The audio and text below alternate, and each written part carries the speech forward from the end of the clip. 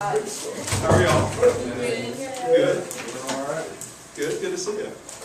My second time coming. I'm excited to be here. It is, and I just got done saying it was cool because last time you were in, you came in as the executive director of Club for Growth. That's right. And now you've got a brand new position. Congratulations. Thank you. Well, welcome to the class. We've got a few things up here that I think would please you. Yeah, I was going to bring some stuff, but that helps. This is nice. I should have brought y'all some bags. I've got so many bags I could have given you. I'll send some free bags. When you get out of school, too. We can use them as both bags next year. I'll send some bags. Thank When do you want to stay at school? Soon? June 2nd. June 2nd? Yeah. Who's excited? Anybody? All right, you guys got to wake up.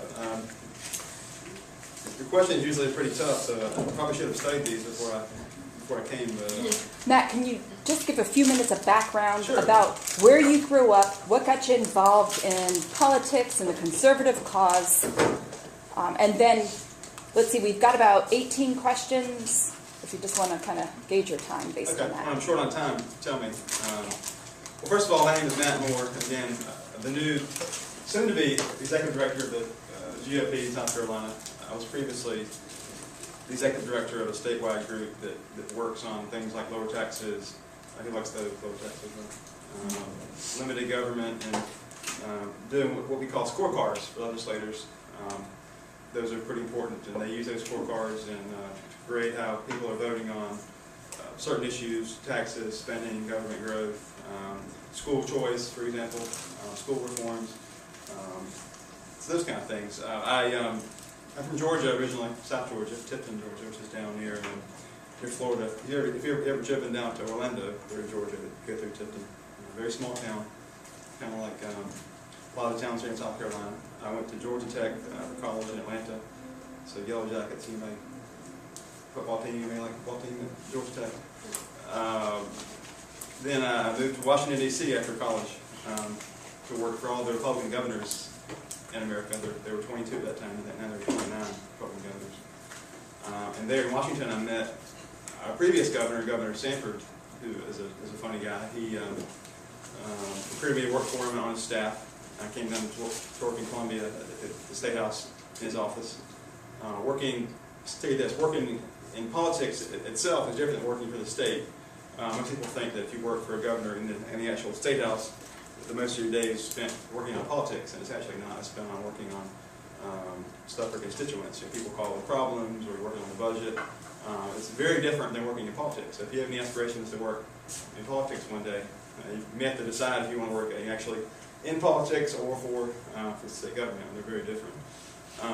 After that, I went to work for the Club for Growth, which is a group that does state policy issues and working on elections a lot. We interview candidates. Kelly was a candidate. Sorry, Ms. Payne was a candidate at one point. And try to choose candidates that make the best difference in state government to make the state a better place to live, which is kind of a fun, kind of vague sounding thing, but I promise you it was fun. And just recently, I took this new job. I'm very excited about that. It's going to be a big challenge. And, a few things coming up for the Republicans this year. Next year, of course, is the Republican primary for president. And whoever wins that primary nationally will get to face President Obama in 2012. So even things that happen here in little bitty South Carolina have a big influence nationally. And our primary in South Carolina for president will be probably in February sometime next year. So you may actually get, you not be in this class next year for Ms. Payne, but I'm sure there'll be some candidates that come to visit this class, so it's kind of a neat thing. I'm looking at your wall back there. I see a lot of stickers. So a lot of things happening in South Carolina, of course. We, the party, work on legislation. We try to, we have a party platform. Democrats and Republicans have a party platform that supports their ideas on policies and what the party should do, what the candidates should vote for. So we're constantly trying to strike a good balance between making good policy, the Republican Party, and choosing the right candidates and make sure they're all winning elections.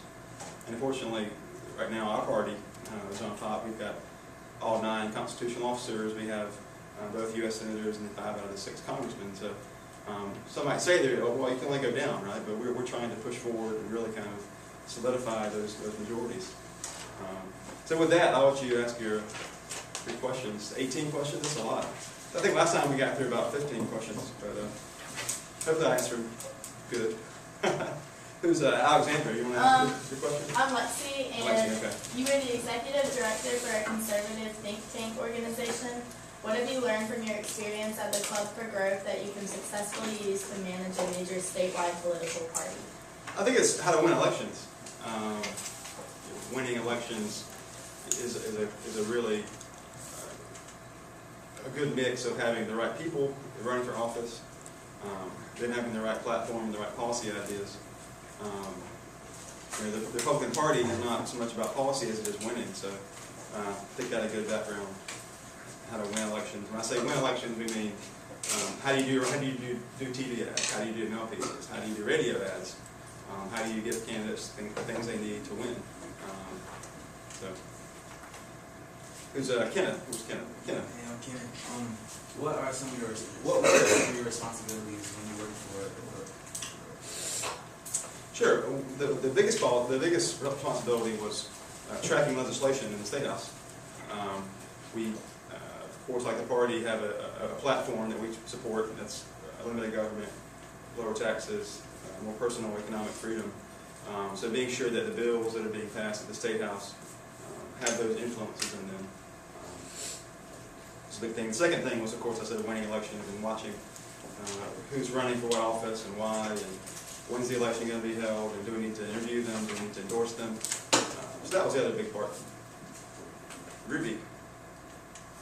What role should state party officials in either party play in endorsing presidential candidates? This is a tough question because state parties, political parties, in most states, in some states are not, but in most states, the political parties are required by their rules to be neutral in any kind of primary, especially when it's such a big one as presidential. State party officials, I guess, could include candidates. So you see candidates and officials like Governor Haley, for example, weighing in on someone like Newt Gingrich's criticisms of health care and another Republican's opinions on health care. So, our state party officials, including elected officials, can weigh in, certainly, and endorse candidates. The state party itself, that's what I work for, will be neutral in any primary. That includes kind of giving, we can't give one thing to one candidate, not to another. So we plan on doing that. Andrew. Hey, Andrew, what do you say when people accuse party officers of being elected official wrong? That's an interesting question. Party officials, say for example, the chairman of the Republican Party, who's my boss, the chairman, they're chosen, much like a state house member is chosen, or a superintendent of schools is chosen, except that the grassroots choose them. The county, there are 864 delegates to the state convention, and those people choose the chairman. So it's an elected office, actually, and you got to treat it like that.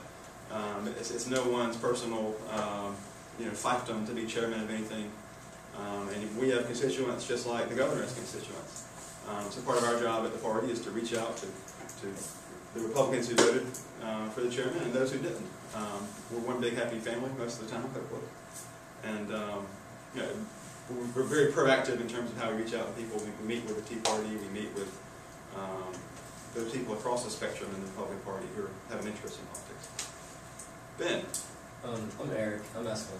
Okay, Eric. Today. How long does a person have to be involved in politics before they genuinely understand what's going on? A long time. I'm just kidding. You can be involved when you're your age. Go down to the State House and be a page.